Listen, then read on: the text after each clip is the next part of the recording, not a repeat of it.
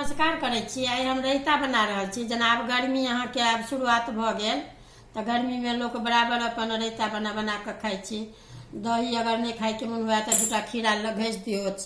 तऽ ई आधा किलो अहाँके खीरा अछि। ई अपना अनुकूल नून देबै। आ ई प्याज अछि एगो छोटकी छोटकी काटि लेलहुँ हँ। ई मिरचाइ अछि आ ई जीरके बुकनी अछि।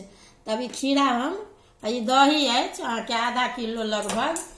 तऽ ई हम घसै छी खीरा। रायता बना रहल छी। रायता अहाँके बड़ नीक लगै छै।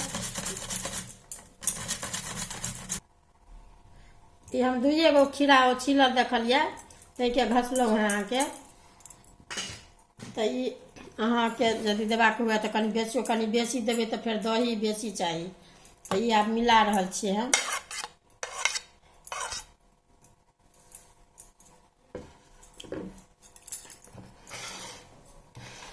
ई नून अछि।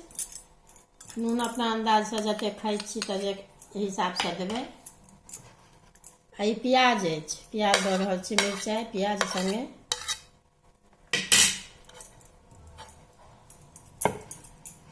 अब एकरा कनि नीक जकाँ कनिक मिला लिअ बढ़िआँसँ।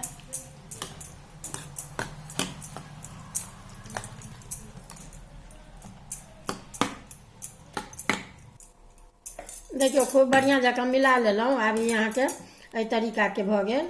एहने खेबै ने रायता तऽ नीक लागत। कनि दही सनके रहत, दहीवला। बेसी खीरा देबै तऽ फेर नहि नीक लागत ओतेक बढ़िआँ। आब गर्मीमे अहाँके डेलियो खा सकै छी, 2 दिन 4 दिन पर खा सकै छी।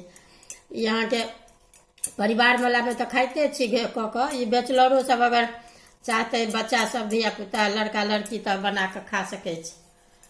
ई आसान तरीका छै। सबटा देखाइए देलहुँ हँ।